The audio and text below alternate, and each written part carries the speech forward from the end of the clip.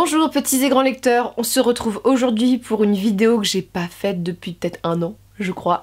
En fait, je vais reprendre les book hauls, ou du moins vous présenter, pas par mois comme je faisais, parce que voilà, ça me plaisait pas trop, et j'aime pas trop le fait d'exposer mes lectures, mais je me suis rendu compte que parfois je reçois des livres, que ce soit je les achète ou qu'on me les envoie, et que je vous en parle pas tout de suite, et que c'est des nouveautés en fait, et vous, ça vous intéresse peut-être en fait de savoir un peu ce qui est sorti ou ce que j'ai acheté, et ça sera sûrement dans les vidéos du mercredi un peu plus détendu, voilà, moins update lecture que d'habitude.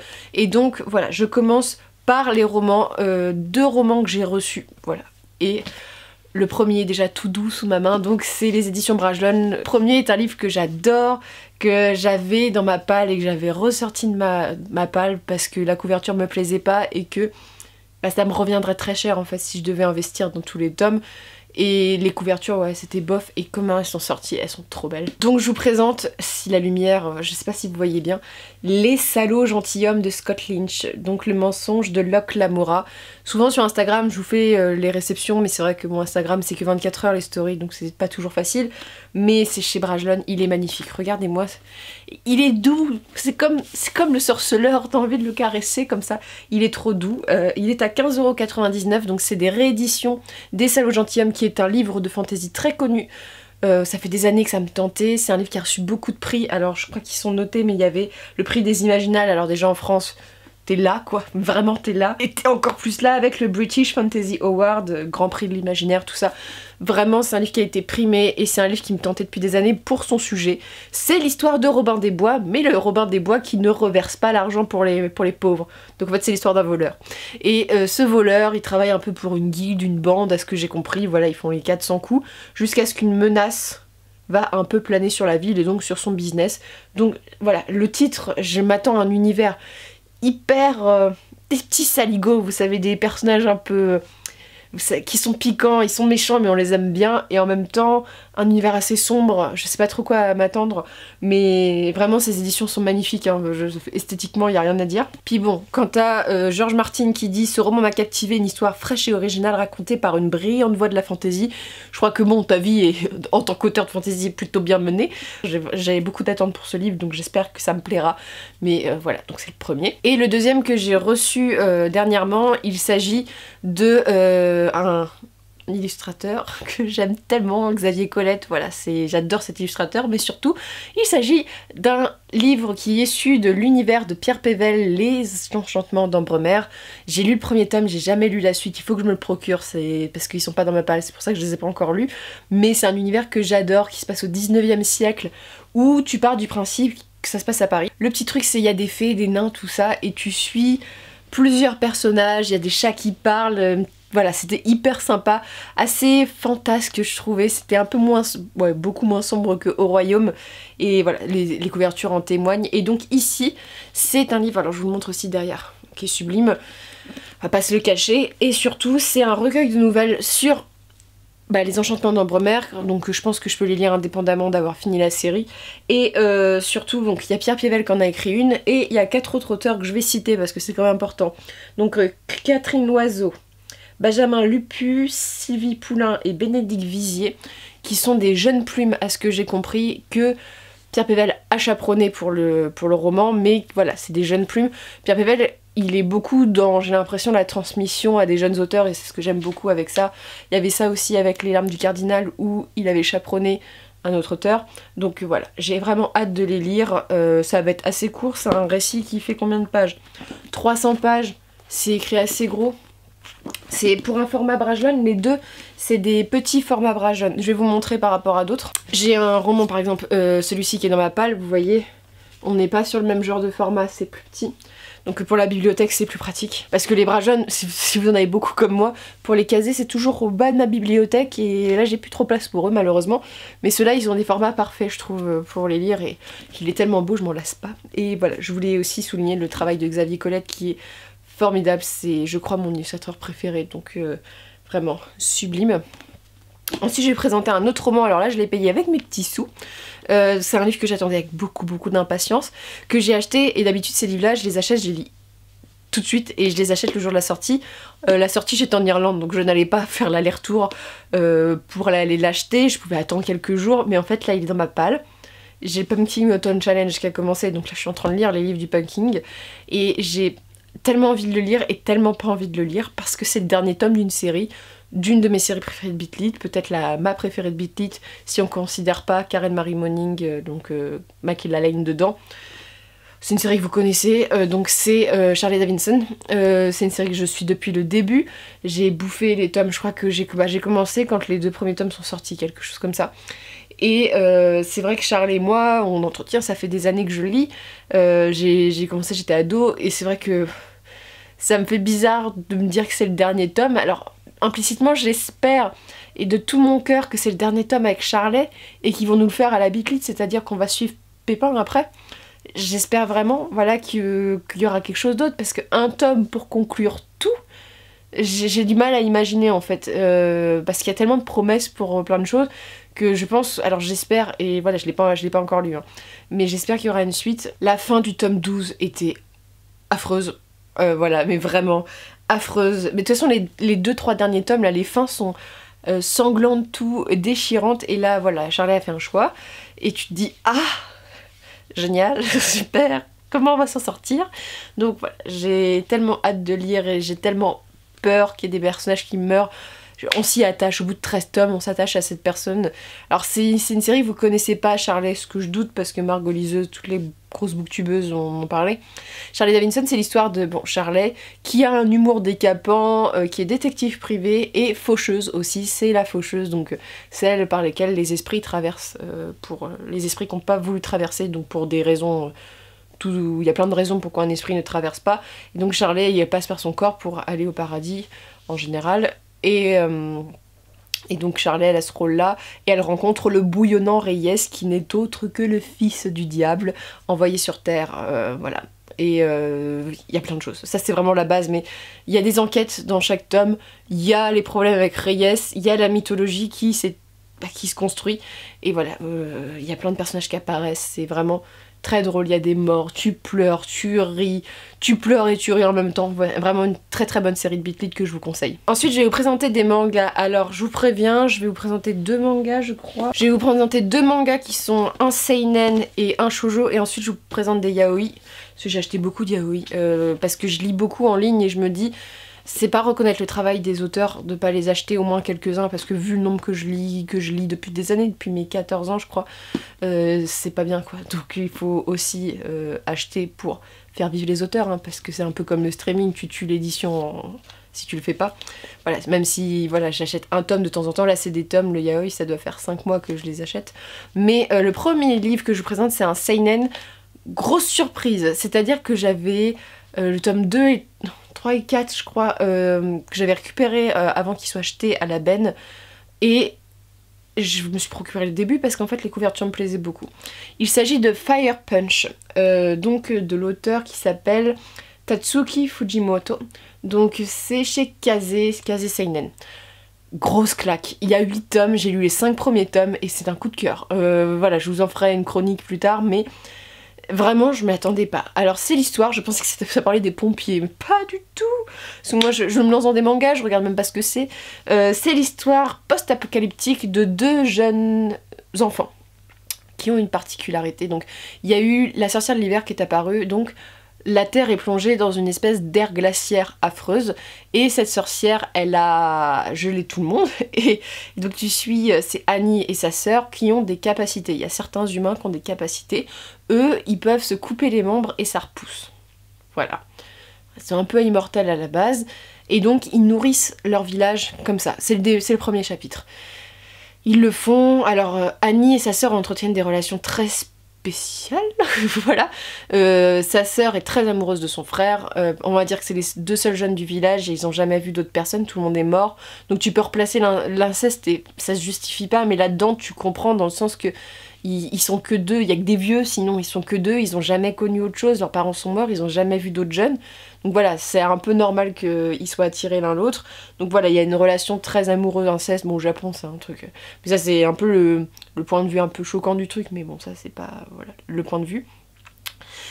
Voilà, ils vivent leur vie, Annie se coupe les bras parce qu'il repousse assez vite, plus vite que sa sœur, pour nourrir le village, donc il y a du cannibalisme, jusqu'au jour où il y a un grand dirigeable qui arrive dans le ciel, donc il se dit putain on est sauvés. Ils arrivent et en fait il y a une horde de gens qui se rendent compte qu'en fait la viande qu'ils mangent c'est de la viande humaine, donc ils décident de tuer tout le monde et il y a un homme qui a un pouvoir spécifique, c'est de brûler les gens. Mais c'est une flamme qui s'éteint jamais, vous savez, c'est un brûler incandescent, tu meurs. Donc il brûle tout le monde, la sœur, Annie, en fait la sœur va mourir. Et Annie va survivre parce que comme il régénère tout le temps, mais il va souffrir le martyre. En fait, la moitié de son visage, la moitié de son corps est brûlée. Il est tout le temps en flamme et il peut toucher personne parce que sinon tu t'enflammes à mort. Et Annie, tu suis ça. Donc ça, c'est le point de vue d'Annie. Et d'un autre côté, tu suis un peu comment le survivalisme et une caméraman tout à fait fêlée qui a décidé de suivre Annie dans ses aventures, dans sa quête de vengeance. C'est un manga, je vous ferai une revue complète parce qu'il y a plein de choses à dire dessus, mais c'est génial, je vous le conseille, c'est en 8 tomes, ça se lit super vite. Le dessin est assez... je veux dire, c'est pas un dessin shoujo, moi je trouve ça plutôt beau, je regarde un truc où c'est pas spoilant... C'est des dessins qui sont assez adultes, jolis, j'ai pas non plus été marquée par la patte graphique, par contre tout ce qui est combat c'est assez fluide, Annie c'est très beau, les flammes, et vraiment c'est un manga que je vous conseille si vous êtes intéressé par le seinen, parce qu'il est vraiment très très bon, et pour l'instant les 5 premiers tomes sur les 8 sont géniaux, donc je vais me procurer la suite assez vite. Ensuite, je vais commencer un nouveau shoujo. J'ai acheté aussi les 5 premiers tomes, que j'ai lus aussi. Et c'est un shoujo parce que j'avais aussi sauvé un des tomes dans la benne. Et donc, il me tentait beaucoup parce que ça avait l'air assez original. Et en même temps, il y a un gros problème d'éthique. Mais le problème d'éthique est beaucoup souligné dans le manga, donc ils en jouent. Il s'agit de Takane et Hana, donc de Yuki Shiwasu. Toujours Kaze Shoujo. J'aime beaucoup Kaze. Alors, Hana est la fille d'un mec qui travaille dans une entreprise, la seconde fille. On lui demande de se présenter à un rendez-vous arrangé parce que sa sœur a refusé d'y aller. Sa sœur a 22-23 ans, Hana en a 16, elle est au lycée. C'est un rendez-vous arrangé avec le fils du directeur de la grande entreprise, en genre l'héritier de la grande entreprise. Mais sa sœur elle va se dire c'est un vieux roublard, machin, j'ai pas envie de le voir, elle a déjà un copain. Donc Anna elle se propose parce qu'en fait le chef de l'entreprise, c'est son petit-fils, pas son fils, son petit-fils. Ce chef d'entreprise, il a entendu parler de la sœur d'Anna en disant que c'est une magnifique femme, qu'elle est super et qu'elle conviendrait très bien à son petit-fils et qu'il aime beaucoup le monsieur qui travaille dans l'entreprise. Elle se présente, sauf qu'en fait, le rendez-vous va pas du tout se passer comme il faut. Donc Anna va péter un câble, voilà, parce que l'autre est un cliché de la richesse, tout. Donc voilà, il pète un câble, tu crois qu'ils vont jamais se reparler parce que lui il a 25 ans, un truc comme ça. Et en fait si, et ils vont lier une amitié tout en devant cacher leur amitié parce que c'est bizarre d'être ami quand t'as 25 ans avec une fille en plus de 16 ans. Et en même temps, il lui fait... Ce qui est très drôle, c'est qu'elle est prolétaire et lui il est riche. Donc il l'emmène que dans des restos de riches et elle essaye de lui montrer le côté prolétaire. Il y a beaucoup de trucs drôles là-dessus. Et c'est un personnage qui est hyper vantard, très drôle. Le mec, il est très très drôle, mais en même temps, tu l'aimes bien. Et donc leur relation est problématique parce que vous voyez, elle est mineure, tout ça. Mais c'est pas malsain dans le sens que même si c'est une histoire d'amour, c'est un shoujo. Ils ont totalement conscience que c'est légalement interdit et qu'ils devraient pas ressentir ça. Notamment lui, même elle, hein, et puis c'est beaucoup soulevé dans le shoujo. Donc j'espère qu'Anna va vieillir un peu, je sais pas, qu'il y ait une ellipse temporelle parce que j'ai du mal à comprendre comment la romance pourrait avancer. Qu'il la fasse un bond de 2 ans, tu vois, 18 ans, après tu comprends, mais voilà, je pense qu'il va y avoir quelque chose comme ça, mais c'est une très belle histoire d'amour, c'est touchant, c'est très drôle, et c'est une histoire plutôt d'amitié, pour l'instant c'est une amitié, bon, il y a des petits sentiments, mais l'humour est plutôt sympa, et voilà, ça parle de la richesse, de la pauvreté, des mariages arrangés, tout, les personnages sont très très drôles, du monde de l'entreprise, bref, très sympa, je vous conseille parce que c'est sympa, parce que ça mélange shoujo au lycée, donc, mais aussi shoujo en entreprise, et c'est pas vraiment ce que tu trouves tout souvent, t'as l'un et l'autre, et là t'as les deux milieux qui sont confrontés, donc c'est sympa. Donc je vous le conseille, les 5 premiers tomes étaient très sympas, je crois qu'il y en a au moins 13, par contre c'est plus long comme série. Je sais pas si vous avez entendu, il y a mon ventre qui a grogné, je suis désolée. Donc là, pour les amateurs de yaoi, donc yaoi, j'explique ce que c'est parce que moi je parle de principe. C'est des mangas qui parlent de relations homosexuelles, ou du moins il y a une relation, c'est pas forcément des shoujo hein, qui parlent de ça, ou des seinen ou rien, c'est, voilà, il y a un couple homosexuel dedans. Alors, je voulais pas présenter yaoi pour la simple et bonne raison que ma vidéo sur Killing Stalking, que j'avais fait il y a quelques mois maintenant, j'ai attiré une communauté très jeune, et les communautés très jeunes, c'est un peu difficile de parler avec eux pour plein de choses. Et voilà, ça a été compliqué et je me suis dit est-ce que je les présente, mais en fait je vais les présenter, je vais pas me faire chier à me censurer parce que j'ai pas envie que des jeunes qui ne comprennent pas l'argument du fait que je peux pas conseiller ces mangas, et tout cela, je ne les conseille pas aux moins de 16-18 ans parce qu'il y a des scènes sexuelles. Je vais pas conseiller des romans graphiques, voilà, sinon je pense que ça paraît logique, chez certains non, mais moi ça paraît logique. Donc je vais présenter le premier, c'est le seul que je n'ai pas encore lu, donc j'ai acheté hier je crois. Histoire d'un salaryman, donc c'est lui le mec derrière. Donc ça s'appelle Hurty de Yoko Yoshida, donc c'est yaoi, Taifu Yaoi, c'est une collection, il y en a beaucoup hein, là-dedans. Alors, je sais pas si c'est très explicite toutes les scènes qu'il y a dedans parce que je l'ai pas encore lu. C'est l'histoire d'un salaryman qui ment parce qu'il est homosexuel et que pour attirer... Le Japon, si vous le savez, est un pays extrêmement homophobe, transphobe, tout, voilà, ils sont assez comme ça. Et le problème c'est qu'il a du mal à lier des relations avec des hommes, et donc pour se rapprocher en entreprise, il ment, et c'est comme ça qu'il arrive à avoir des hommes dans son lit, on va dire. Il fait ça tout le temps, et un jour il a une réunion universitaire, voilà, j'ai pas encore lu le livre, et il va rencontrer Ikai, je crois que c'est son nom. Ikai est un jeune homme timide, voilà, et il flash dessus, direct. Donc le salaryman décide de mentir à Ikai pour l'avoir dans son lit, sauf que le jeune garçon lui laisse une condition, c'est-à-dire qu'il lui laisse 1 mois pour lui prouver qu'il a des sentiments pour lui, sinon bah, qu'il escompte pas le courtiser. Donc voilà, c'est une histoire d'amour, hein. C'est un tome, donc ça c'est bien parce que moi c'est un one shot, t'es pas obligé d'attendre une série entière. Les dessins, en fait je l'ai pris parce que cette mangaka, voilà, j'aime beaucoup. Alors je prends des trucs, parce que j'ai les deux en même temps. Là où ils sont bien visibles tous les deux.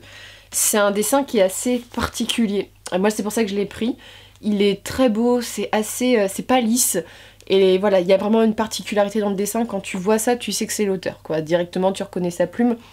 Et j'aime beaucoup. Voilà. J'ai eu un coup de cœur pour le dessin, donc j'espère que le scénario me plaira aussi. Mais voilà, j'aimais beaucoup aussi la couverture que je trouve assez percutante. Et je pense que c'est c'est pas un livre qui va avoir que des scènes, voilà, olé olé. Il y a eu comme ça m'intéresse pas trop, on va dire. Ici, il n'y a pas de réflexion derrière. Donc je pense aussi que ça va parler de la condition des homosexuels au Japon, hein, ça doit aborder ça. Donc je vais le lire bientôt. Ensuite, celui-ci, la plupart je les ai déjà lus en anglais. Celui-ci, je l'aime beaucoup. Donc ça s'appelle Secret XXX de Meguru Onohara. Donc c'est chez Yaoi Taifu aussi. Alors celui-ci c'est le premier tome d'une duologie il me semble, parce que j'ai déjà lu les tomes suivants. Donc tu suis ce jeune homme qui est fan de tout ce qui est mignon, et surtout les fans des lapins. Il est fan des lapins, et il se rend dans une animalerie jusqu'au jour où le gérant de l'animalerie lui dit bah t'as qu'à bosser pour moi, c'est un petit étudiant, vous savez, t'as qu'à bosser pour moi, tout ça. Mais l'autre lui ment parce qu'en fait il est allergique aux lapins, mais il est super en croche devant le mec de l'animalerie, donc il va mentir pour se rapprocher de lui, et donc il doit gérer avec ses allergies. Et voilà, tout se passe comme ça, sauf qu'en fait, bah, dès le début, ils vont très très vite tomber amoureux parce qu'ils sont tous les deux gays, tout ça, mais ce jeune homme cache un sombre secret. C'est un livre que j'aime beaucoup parce qu'il y a des lapins partout. Attends, je vais vous trouver des petits lapins. Voilà, il y a des petits lapins, il y a des bébés lapins. J'aime beaucoup les lapins. Et donc, ouais, les personnages sont très très beaux. J'aime beaucoup le style graphique du manga déjà. Moi, c'est essentiel pour les yaoi et même pour les mangas en général. J'ai beaucoup aimé parce que ce manga, il est drôle. La thématique de l'animalerie, c'est pas forcément ce que tu trouves le plus. Donc, ça parle d'un métier aussi. Et le sombre secret est très drôle. Je trouve que... je peux pas vous en parler parce que c'est des spoils, mais la deuxième partie est très très bien aussi. Il y a quelques scènes sexuelles très explicites. Je crois qu'il y en a 2-3, mais sinon c'est un très beau manga. La suite, tu suis le frère de cet homme et le demi-frère ou le frère de l'autre, voilà, et eux c'est une relation beaucoup plus tumultueuse parce qu'ils ont des caractères forts tous les deux, et donc c'est sympa, les personnages secondaires sont sympas aussi, c'est mignon mais en même temps c'est pas niais, c'est ce que j'aime beaucoup, parce que t'as des yaoi, c'est vraiment des shoujo, là t'as un côté shoujo mais celui-là je l'accepte, donc ça va, voilà, l'argument pas du tout valide, mais c'est un manga que je vous conseille énormément. Ensuite j'ai passé à des mangas qui sont beaucoup plus explicites, beaucoup moins shoujo. Le premier, j'adore les dessins, j'adore. Alors oui, il est très explicite celui-ci. C'est pour ça que je ne prenais pas, il n'y a pas de reproduction. Mais voilà, très beau. Donc ça s'appelle The Queen and the Tailor de Scarlett Berico. Donc là c'est chez Yaoi Taifu, tout est chez Yaoi Taifu. Je crois que les deux autres aussi. Donc c'est l'histoire d'un jeune homme qui travaille dans une entreprise et qui décide de se faire un costume. On lui conseille un costumier, un mec qui fait des costumes, un tailleur, et il tombe amoureux de ce tailleur qui est beaucoup plus âgé que lui, qui a un passé assez tumultueux, et c'est la rencontre de ces deux personnages qui sont dans des milieux très différents et dont la famille va pas accepter la relation. Ces mangas en parlent beaucoup, c'est très beau, c'est très bien dessiné, il y a tout un truc sur la couture, la délicatesse, et en fait c'est un message qui parle aussi du fait que voilà, souvent on est attiré par les bad boys, tout ça, tu vois, dans les mangas c'est souvent ça, et en fait, ou même dans les romans en général, ici on est face à un personnage qui est très doux et très gentil, et c'est presque ce que le personnage principal va lui reprocher d'être parfait, il y a aussi ce comportement là. Bref, c'est un one shot que j'aime beaucoup, avec des dessins magnifiques, et là ouais, il y a beaucoup de scènes explicites, donc celui-ci il est quand même réservé à un public averti, donc je vous le conseille si vous êtes ce public averti.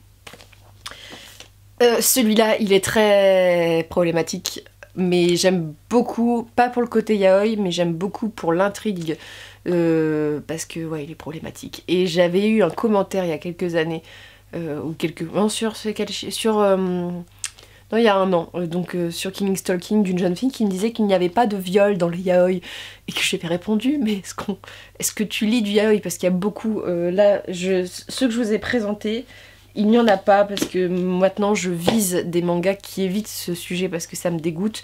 Là on est dans un yaoi, mais surtout un espèce de thriller. Et c'est le côté thriller qui est intéressant et qui explique, le viol ne s'explique pas, mais qui justifie un peu pourquoi il y a de la violence dans ce récit. Donc ça s'appelle Havencast, pardon, oh là là je ne sais plus, de Shize Ogawa, qui est une de mes mangakas préférées en yaoi. Donc ici c'est toujours chez Taifu je crois. Oui, c'est toujours chez Taifu. Bah l'autre aussi chez Taifu. J'étais abonnée à Taifu. Il n'y a pas que ça, hein. Il y a d'autres maisons d'édition.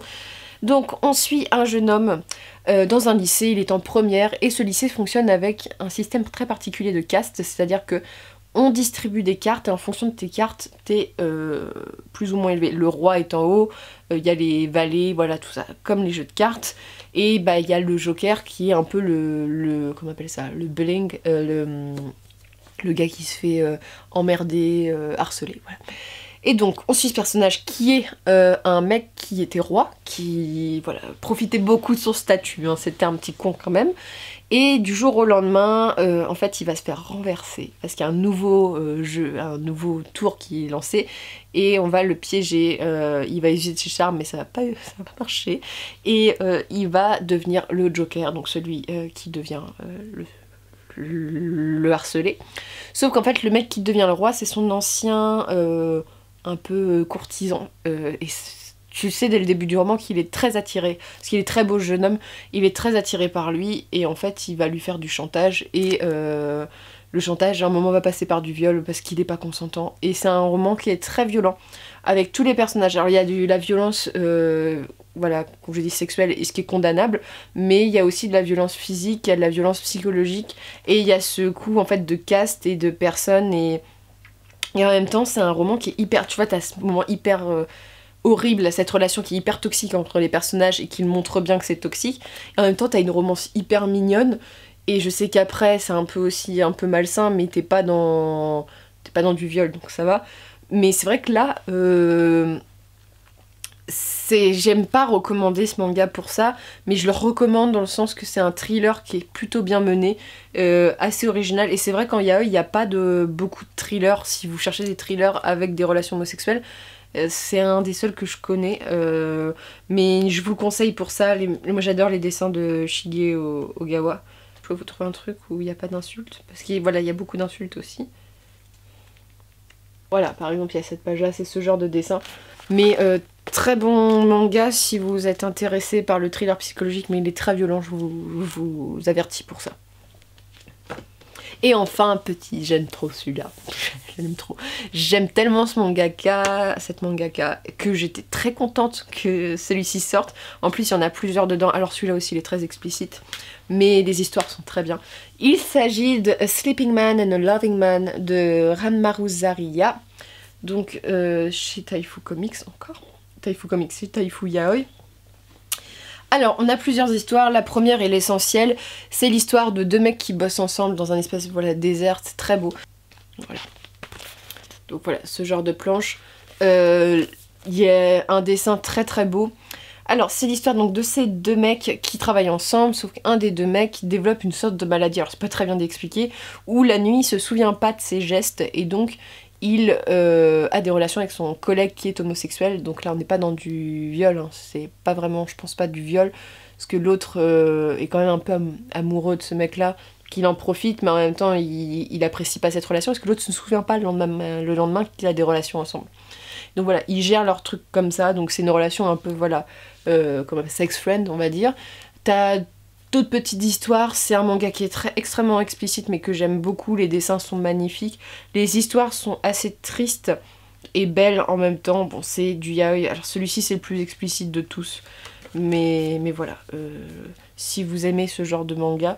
Là où j'étais allée l'acheter, il a été recommandé par le libraire aussi, parce que c'est vrai qu'en matière de yaoi, c'est une des mangaka qui dessine le mieux, qui construit le mieux ses histoires.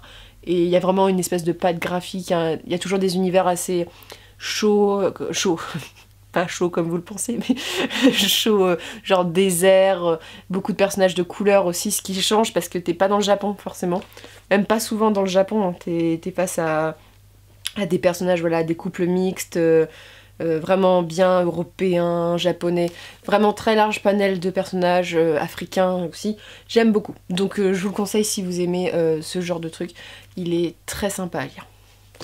Donc c'en est tout, ça doit être interminable ce book haul, parce que à chaque fois moi je suis obligée je présente pas comme ça, je suis obligée de vous faire les résumés, vous en parler, puis là j'en ai lu certains, mais je vous présenterai sûrement ces mangas plus en profondeur plus tard.